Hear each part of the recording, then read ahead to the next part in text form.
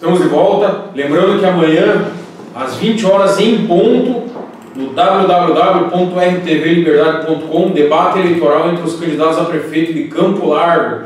Se você quiser assistir do seu celular, do seu tablet, e não está na sua casa, baixe no Google Play, RTV Liberdade, tem tanto o aplicativo para a rádio quanto o aplicativo para a TV. Também, se você quiser participar aqui com a gente, mande o WhatsApp no 41 9641 9231, ou então um comentário, sugestão, pela página no Facebook Liberdade de Expressão. E também no dia 11, às 20 horas também, no domingo, no final do feriado, vamos ter o debate entre os candidatos a prefeito de Fazenda Rio Grande, não perca.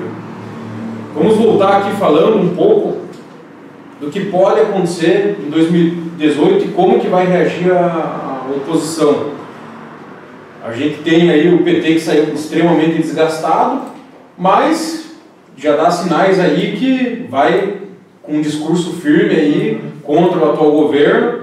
O que você acha? A gente sabe que o PSDB nesse processo está muito frágil, isso a gente consegue verificar pelas pesquisas eleitorais, e temos aí a Marina, que na minha opinião, é uma coisa, uma incógnita, a gente não sabe o que pode acontecer nela, ela sempre aparece bem, daí chega na época da eleição ela cai nas pesquisas. O Temer já declarou que não vai ser candidato à reeleição, declarou, não sei se vai cumprir o que ele declarou, mas acho que ele não está elegível também até então. Exatamente, mas eu acho muito difícil o nome dele implantar. Também. A gente tem hoje um nome muito forte, que é da Marina, a nível nacional, tem o Lula, mas o Lula eu acho complicado encarar essa bronca aí, e daí a gente tem alguns outros nomes aí, o Ciro Gomes do PDT, a gente tem o Bolsonaro, tem alguns simpatizantes aí. Sim. Então, o que você acha que pode acontecer aí para... O que nós estamos vendo agora após o impeachment da presidenta e a chegada do Temer no poder, com essas manifestações principalmente, que são manifestações que não querem a Dilma de volta ao poder, isso está bem claro.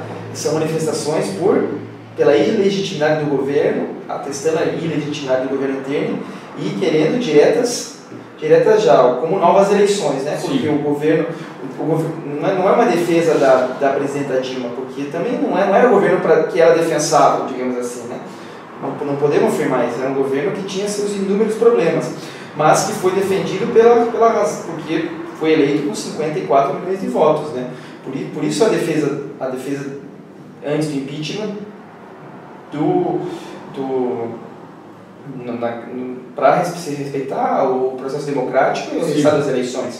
No entanto, isso passou. Agora, o clamor desse pessoal que sai às ruas e contesta a legitimidade do presidente Temer, com toda a razão, inclusive, é por direta já, por novas eleições. E acredito que isso não vai ser concretizado, acredito, na minha opinião. Nós vamos chegar em 2018, o Temer vai ser o nosso presidente até lá, acredito eu, se não houver assim, a sessão da chapa, etc. E aí nós temos alguns cenários, né? O PT se voltando mais para a esquerda nesse momento, né? Para que possa fazer uma oposição mais combativa, que possa bater esse ponto da ilegitimidade do governo, né? Daqueles que assumem, que não são representantes eleitos pelo povo. Isso eu acredito que seja bastante significativo. Mas para reconstruir a imagem do partido, creio que seja um pouco difícil, porque os desdobramentos da Lava Jato estão a piorar, estão aí. Tem outros que estão aparecendo, como hoje foi lançado isso aí da questão das pensões dentro das empresas públicas, dos bancos públicos. Isso também acredito que seja um problema para o PT. E o partido vai ter que um pouco se reinventar, né? No sentido de estamos num momento de crise, o que vamos fazer para propor algo novo e para que as pessoas voltem a ter confiança no partido como um projeto de país, né? Coisa que se perdeu pelos meandros da política e etc. Isso foi o que aconteceu. Tem o Lula, que é um candidato bastante forte, que nas principais pesquisas ele aparece na frente ainda, né? Ele tem muita popularidade, né? Acredito pelos governos que fez, assim, que foram governos populares, digamos assim.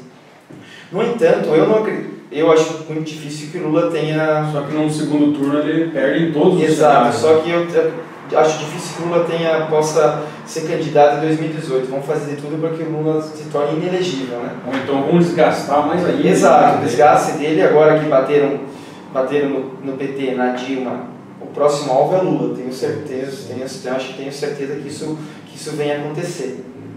Né? Com relação aos outros partidos, o PSDB tem um problema muito interno grave. Né? O Aécio, muitas vezes... Nas pesquisas ele tem se demonstrado o pior cenário. Né? Exato, e além disso ele tem várias denúncias contra ele, né?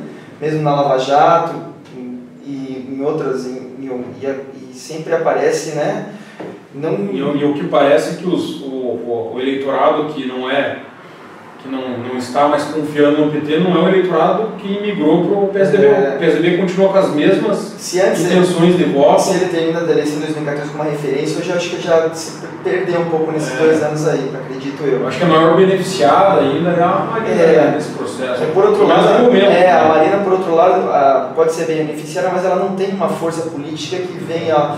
que dê confiança na população, quero essa e vou votar nela. Ela não demonstra isso para as pessoas, né?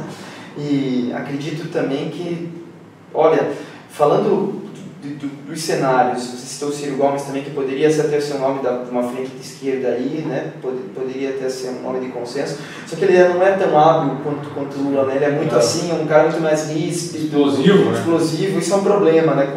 Com um cargo de executivo, da importância que tem o presidente do país. Não sei, mas eu destacaria outra questão com relação a isso, Rafael, que é a questão da falta de referência que o nosso país tem enquanto lideranças políticas. Né? É só ver, nós estamos discutindo aqui para 2018, estamos voltando a Lula, estamos voltando a Serra. Tem um Bolsonaro Alckmin, que parece com 6%. E todos que já foram candidatos, o que oferecendo de fato para nós nos últimos anos de bons exemplos? Qual deles, né, fez algum governo que se destacasse assim, olha, esse realmente, né, está mudando aí o cenário político, trouxe novas situações para o seu estado ou para determinado ministério? Isso não aconteceu. Então a gente vê uma falta de representatividade bastante acentuada em relação aos possíveis futuros candidatos a presidente, né? Pode ser que nesses 2 anos possa surgir alguém assim que né? Mas assim, a médio prazo eu não vejo ninguém assim para que se destaque e possa tomar frente nesse processo. Eu acho que vai ser um processo assim que é muita suposição, né? Que a gente está fazendo aqui, mas que vai ser dependendo muito do que acontecer com o governo, a forma como o Temer vai conduzir a participação do PSDB nesse processo, a oposição que o PT faça e o desempenho nas eleições municipais de agora, os novos escândalos que venham a surgir, porque a gente não sabe até que fim que a Lava Jato vai ter, e se vai se apoderar também de outros partidos, porque até agora a Lava Jato foi um empresariado, mas nenhum político foi julgado ainda pelo STF, né? Então isso também a gente tem que esperar os desdobramentos para se ter uma posição mais assertiva quanto ao nosso cenário político, né? Tudo muito estável, acredito eu. Né? Agora, analisando, logicamente, como você fala, as eleições desse ano vai ter uma influência muito grande. Uma certa influência em 2018. Né? Mas analisando essa eleição, você não considera que está um pouco diferente essa eleição, esses 45 dias, essa falta de campanha visual na rua, né, em decorrência das alterações na legislação eleitoral?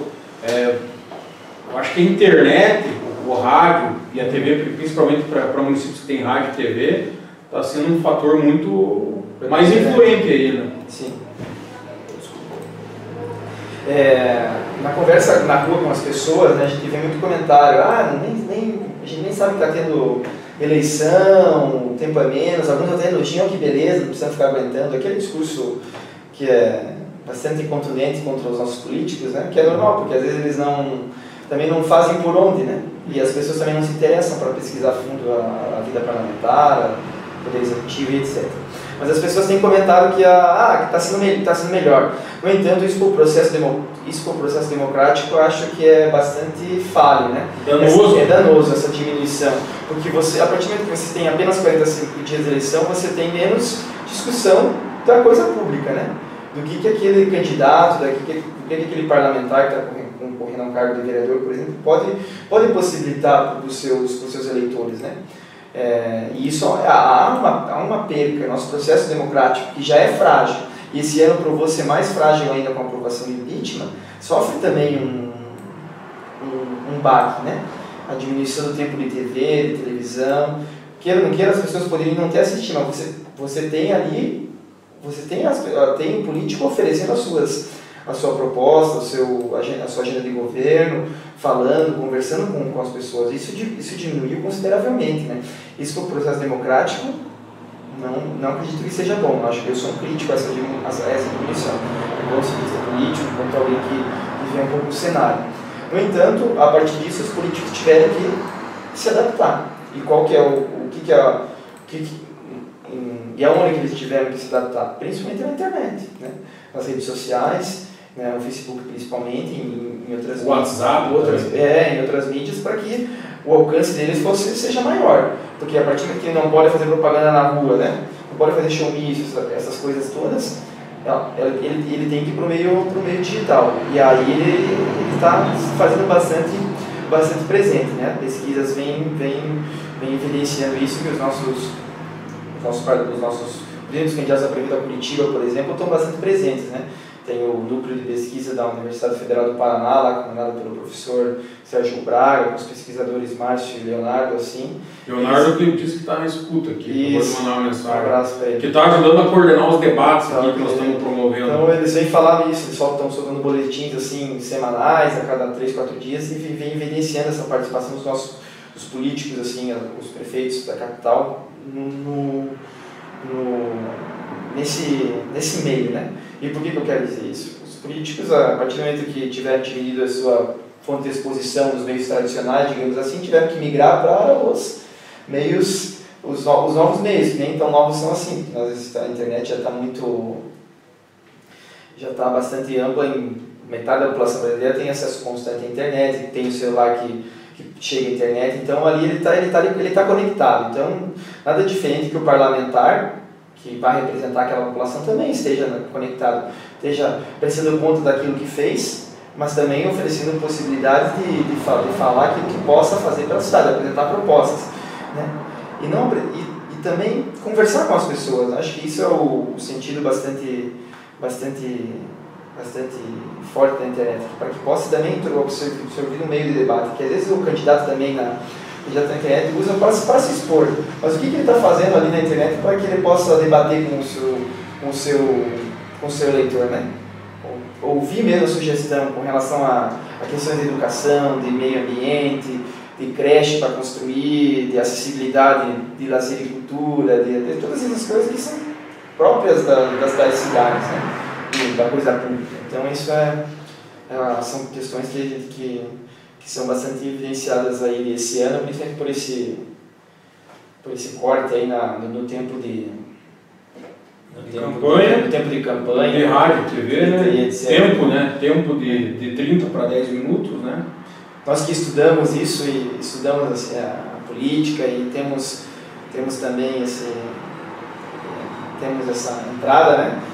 Ao contrário da população, a gente fica mais triste que não se tenha tanto uma discussão mais ampla sobre as eleições, sobre aquilo como nós vamos mudar certas situações, se nós nem chegamos a discutir por um período mínimo de tempo beneficia quem já é conhecido, quem, por exemplo, as eleições é outro patamar, mas só fazendo um comparativo, as eleições americanas estão dando prévias desde o final do ano passado, né?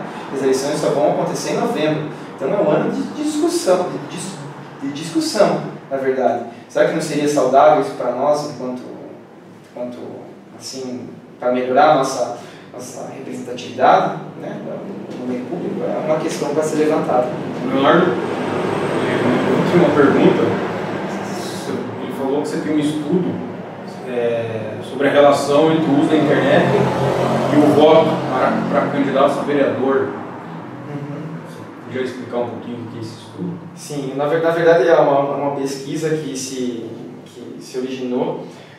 Eu pesquisei todos os vereadores das principais capitais do Brasil, né? Principalmente da região Nordeste, Sudeste e Sul do país. Então essa pesquisa resultou em fazer um perfil sociopolítico de todos os vereadores e qual o uso da internet por eles, né? Como que esses caras estão no meio digital, nessa legislatura, na verdade. O que os dados nos apresentaram? Que é um perfil muito personalista, né? Não é um perfil mais pragmático de apresentar discussões mais no âmbito público, de política pública, de certas questões, por exemplo, né, que são importantes na cidade, mas não, o candidato se expõe mais com um viés mais personalista, e a partir disso ele vai tendo sua relação com as pessoas. Eu não estou afirmando, não estou dando senso de valor se isso é bom ou ruim, isso é só uma constatação. Porque às vezes no cargo de vereança, no cargo de vereador, por exemplo, é natural que o cara tenha mais a relação com o seu eleitor. Sim. É natural isso. Principalmente então, um município pequeno. Exato, né? Na verdade, esses foram municípios, eu pesquisei municípios maiores. Mas no entanto, o que quer dizer isso? Né? Que ele está usando aquele meio para colocar a sua figura e está ali para se apresentando o que ele fez, o que ele pode fazer, isso, tentando escutar aquilo que as pessoas dizem, né? Então a pesquisa vai muito por esse lado, que é um perfil de apresentar um perfil mais personalista no uso das mídias sociais. Mas não estou falando de eleições, estou falando do período da legislatura. Pode ser que isso no tempo das eleições mude, né? Então as pesquisas que estão sendo efetuadas hoje podem comprovar ou não essa situação. Sempre registrando que o cargo de vereador é um cargo bastante diferente do cargo de executivo, de prefeito, por exemplo, porque tem muito menos repercussão, enfim, principalmente em cidades grandes, digamos assim. Né? Falando em eleição, Curitiba, nós temos 9 candidatos. Temos aí o atual prefeito Gustavo Frutti, vai para a reeleição, vai tentar a reeleição. O Rafael Greca, ex-prefeito, Requião Filho, Neile Prevô, deputado estadual, Requião Filho também deputado estadual, Xenia Mello, do PSOL, Afonso Rangel, tanto nome, Maria Vitória, deputado estadual, o Ademar Pereira e o deputado estadual do PT, Tadeu Venere. A última pesquisa aí mostrou o Greca aí uma boa, pelo menos o BOP, né? Sim. Mostrou o Greca aí com 9 pontos na frente. Tem 28% contra 19 do Gustavo. Gustavo e 16 o Requião Filho, empate técnico aí. Depois os outros ficam abaixo de 10%. E eu acho que depois que saiu essa pesquisa, o Gustavo começou a soltar vários materiais contra o Greca, né? Sim. Criticando, né, diversas coisas na gestão do Greca. O que lhe parece? Lhe parece que essa eleição provavelmente vai ter um segundo turno. Você vê, fora o Gustavo Frutti e o Requião Filho, a força de algum outro candidato, como o Neile Prevô, Maria Vitória, de postular aí uma vaga para o segundo turno, ou você acha que deve ficar aí esses 3 nomes aí? Falando assim, eu acho o Greca um candidato bastante forte, né, nessa eleição. Até por ter costurado alianças assim, entre o partido do governador e outros partidos da base de apoio a ele, como o PSB, por exemplo, do Dutti, que ia ser candidato e na verdade deixou de ser para apoiar o Greca, e o partido do governador. O Greca era um partido assim que era tão pequeno, ele teve que construir uma base para que pudesse ter mais tempo de televisão e pudesse também ter uma força para que pudesse ser eleito. E a gente viu que isso já deu resultado, porque na primeira pesquisa que saiu ele já estava na frente das pesquisas. Ele está em primeiro. E eu acredito que isso que credenciou. E ele vem fazendo uma campanha bastante, eu com um olhar assim, posso dizer que ele está fazendo uma campanha bastante assim, que olha aquilo que ele fez, né? O slogan dele é Volta a Curitiba, né? Ele passa por várias coisas do que ele fez, né, quando ele foi prefeito, né? Na realidade ele já começou essa campanha há mais de um ano, né? Nas redes sociais, até as pesquisas lá do UFRJ vem comprovar essa tese, né? Então ele já está presente faz muito tempo, ele vem falando basicamente nessa tecla, eu fiz isso, eu fiz aquilo, fui inovador em certas áreas, e Curitiba tem que voltar a fazer isso, tem que inovar. E com isso ele vai resgatando o eleitorado que já foi dele e vai trazendo pessoas para o seu lado com esse discurso. Acho que ele está sendo bastante efetivo nesse meio. E uma coisa para salientar da propaganda dele também é que ele está conseguindo visualmente uma propaganda bastante, que ele está em várias partes da cidade apresentando propostas, falando o que ele fez e o que ele vai fazer, então isso está sendo bastante interessante. Por outro lado, o Gustavo tem batido muito na tecla da honestidade, que no governo dele não tem corrupção, é um candidato íntegro, o que em parte é verdade. O Gustavo foi do legislativo, quando foi deputado federal principalmente, sempre foi uma pessoa de referência. No Poder Executivo, na Prefeitura Municipal, deixou a desejar em alguns pontos, justamente por não ter essa voz mais ativa, de ser um pouco contundente nas suas falas. Isso fez com que ele perdesse um pouco do seu apoio, enfim, né? Por mais que é um candidato sério, etc. Né? Mas como o eleitor curitibano também mantém um certo padrão, eu acredito que o Gustavo também é um candidato bastante forte, né? Porque ele tem a máquina, ele está no poder, ele tem assim uma entrada bastante forte com os servidores públicos e etc. E acredito que ele tem uma legenda também, uma legenda forte, que é o PDT. Acredito que seja o embate está aberto, né? Com uma certa superioridade do Greca, que os números apontam, e que a tendência, me parece essa, vamos esperar para a próxima pesquisa. E aí temos os outros candidatos, com relação ao Requião Filho, que está muito naquela de usar a rede social para ele ali na figura ali, de falar, conversar, propor, ser bastante combativo. Eu vejo o Requião Filho assim. Não sei se ele vai ter gás para chegar no fluid, né? Até pelos índices de rejeição que ele já tem. A questão do impeachment também vai também, não sei se ele vai ter essa perna.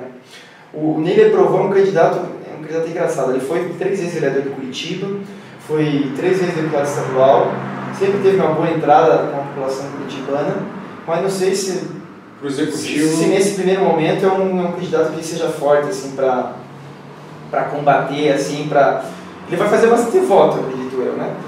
Por essa entrada, mas não acredito que seja... Como a Maria Vitória, exato, que vai fazer uma boa votação, mas não tem... Exato.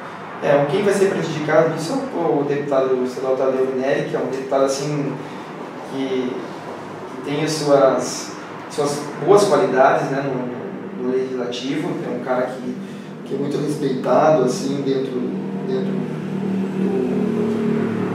próprio PT, inclusive, mas por outros movimentos, etc. E além de uma chapa pura do PT, né, que só está o PT ali, o PT também... Sigla vai prejudicar ele. Tem toda uma história aí, esses últimos acontecimentos também vêm prejudicar, mas é um ato corajoso dele se candidatar aqui, eu acredito que venha a fazer... Não vai fazer muitos votos, acredito eu, mas vai colocar a sua cara ali, vai combater assim, nos debates, parece um seu nome interessante também para se observar. E a nível de região metropolitana, tem algum município que você gostaria de destacar? Eu tenho ali Araucária, né, que tem a ex-deputada Rosane Ferreira, foi candidata a vice-governadora. Foi candidata a vice-governadora na última eleição, acredito que é uma candidata bastante forte. Tem a Beth Pavim também em Colombo, que tem 5 candidaturas, Helder Lazarotto, Rose Carvalho, Lucas Dognini e Joel Cordeiro. Beneficiou ela essa São José dos Pinhais também. São José, são 3 candidaturas e o atual prefeito não vai para a reeleição, né? Exato. O Cetim, vai apoiar o Toninho da Farmácia, juntamente com o Silvio Monteiro e o Mário Quirnors. E só contextualizando, às vezes nós damos pouca importância para a região metropolitana, mas são muitos eleitores. São muitos eleitores com um orçamento bastante elevado pelas empresas que tem nessas regiões. Então, um orçamento que o prefeito ali tem que coordenar bem para saber para onde que está... Ele elege deputado, né? Tem município que para onde que ele está indo fazendo a política dele, né? Porque acredito que são, por exemplo, São José dos Pinhais, Colombo, Araucária, Campo Largo, são municípios... Fazenda Rio Grande, Tamandaré. São municípios assim com empresas grandes assim, que dão... e com população bastante vasta, e com problemas também, né? Sim. Com problemas crônicos, assim, que são evidentes já pelo crescimento da população. Então, os prefeitos também têm que ter proposta para pensar um pouco, estou me candidatando, mas o que eu vou oferecer para essa população? O que eu vou que eu vou propor aqui, né? Então, e sem a campanha na rua, né? A internet toma uma... São discussões que tem que ter. Então a importância até de você aqui, Rafael, com os seus debates aqui com os candidatos a prefeito da região metropolitana é bastante digno de aplauso aqui, porque não é todo mundo que faz esse tipo de debate. Eu acho que é um espaço para que a sociedade, os eleitores dessas cidades possam... Espero que todos venham, né? Possam conhecer, né? Acho que é importante a discussão pública não ficar restrita a um certo nicho, né? Ah, só quem apoia, só não. Nossa, os eleitores querem saber, né? Quem é esse, o que ele faz, o que ele está propondo, de onde ele veio, né? O que vai fazer com a cidade. Isso é importante. Se a gente não tem essas discussões no tempo da campanha, quando tem mais. Depois que ele tem um mandato, né? Você falar com o cara é muito mais difícil. Legal, obrigado. Valeu, Rafael. Nosso tempo aí já está esgotando aí. E vamos trocar ideias mais vezes aqui no programa aí. No dia da eleição, no dia 2 de outubro, nós vamos fazer uma cobertura bem legal aí. Você já está convidado para participar do time aí. A partir das 5 horas da tarde. Tá certo, Rafael. Agradeço o contato aqui, a oportunidade de participar e bater esse papo aí sobre eleições. Estou sempre à disposição de vocês. Amanhã, não perca, às 20 horas, na RTV Liberdade, www.rtvliberdade.com, debate eleitoral com os candidatos a prefeito de Campo Largo, organização do programa Liberdade de Expressão. Não perca amanhã, hein? Amanhã estaremos aqui com você novamente. Grande abraço e até amanhã.